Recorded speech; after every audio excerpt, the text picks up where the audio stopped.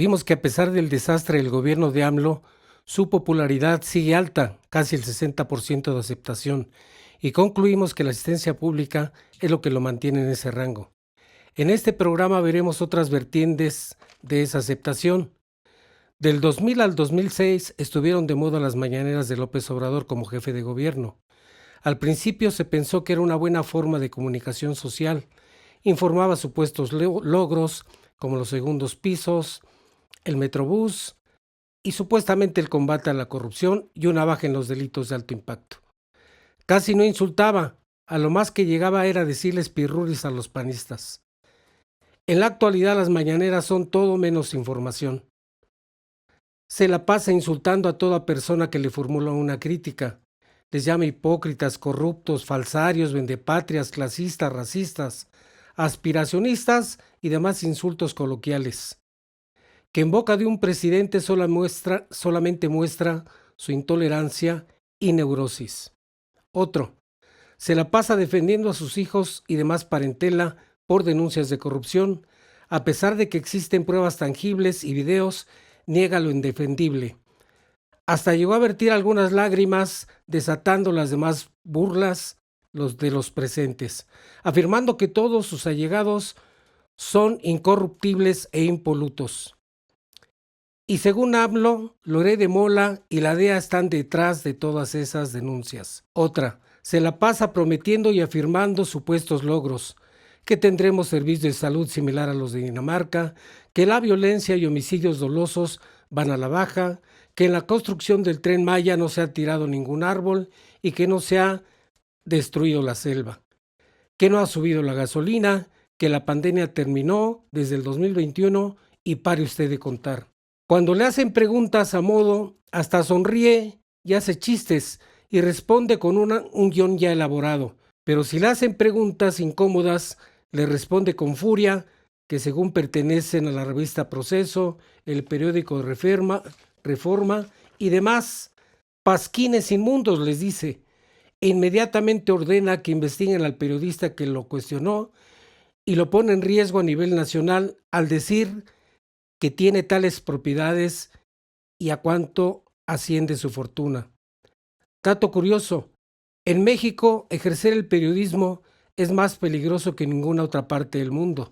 Otro punto, al pueblo de México, o sea la masa, les llama pueblo bueno, pueblo sabio, también les dice que son astutos, inteligentes, que son incorruptibles, que el pueblo es mucha pieza, que no se le puede engañar, que es el pueblo mejor informado del mundo, y también nos dice que en filosofía política no hay otro como la masa mexicana, o lo que le llama el pueblo. Otro factor que hace que López Obrador esté alto en la aceptación pública son sus secretarios de propaganda.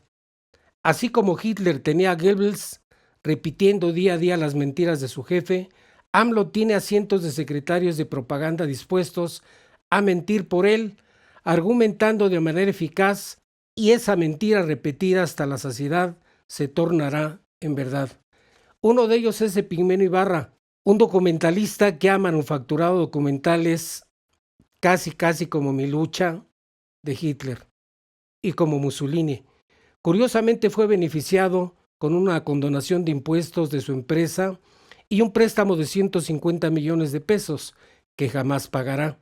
Otro de ellos es el Fisgón, caricaturista de La Jornada, el cual ha sido beneficiado ese periódico con 800 millones de pesos en publicidad, y al caricaturista le entregaron la dirección de las supuestas escuelas de capacitación política.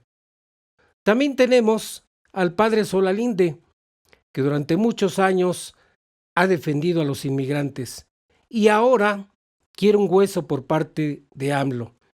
Ya ha dicho que tiene un aro de santidad, que es prácticamente un Mesías y que se parece a Jesús porque atiende a los pobres. Como vemos, la mentira es la misma propaganda que funciona, pues en los hechos la realidad es terca. Es también curioso que manejando todos esos aspectos, AMLO siga alto en la aceptación de un pueblo. Pero también hay que recordar que hace ataques, por ejemplo al INE, y dice que el pueblo próximamente va a elegir a todo el aparato del INE. Eso es imposible, porque el INE es independiente y no se puede hacer por votación directa hacia el pueblo. También se va contra la Suprema Corte de Justicia, que le ha frenado reformas constitucionales y reformas de mayoría relativa. El último ejemplo que tuvimos fue que le rechazaron el Plan B, que pretendía coartar los presupuestos del INE y también reducir el número de personas que trabajan ahí. También la Corte se lo echó para abajo y ahora dice que en el 2024 le va a pedir al pueblo de México que voten todos prácticamente por el presidente o presidenta de la República de Morena, todos los diputados y todos los senadores, porque piensa que así, teniendo la mayoría absoluta, puede enviar esas iniciativas de reforma constitucional y por lo tanto van a ser aprobadas y los del INAI van a ser votadas por el pueblo y también la Suprema Corte de Justicia. Se le olvida a López Obrador que vivimos en una democracia, que hay un Estado de Derecho. Pero prácticamente todos sus seguidores o la mayoría de la gente que recibe los programas sociales se la cree de esa manera. La propaganda que hacen a diario sí les funciona en los hechos, porque tenemos a la masa mal informada y prácticamente no lee noticias. Su única fuente de información son las mañaneras, que ya no informa nada, sino simple y sencillamente se la pasa echando el pleito a medio mundo y hasta cuenta chistes malísimos y se atraganta de echar maldiciones hacia toda la gente que no la apoya. En el próximo programa veremos la segunda parte de los policías corruptos en la Ciudad de México, cómo maniobran para cada día ser un grupo organizado más de la ciudad. En el primer número recibimos ya demasiadas visitas y algunas personas que lo han auscultado nos dicen que nos vayamos un poquito más a fondo.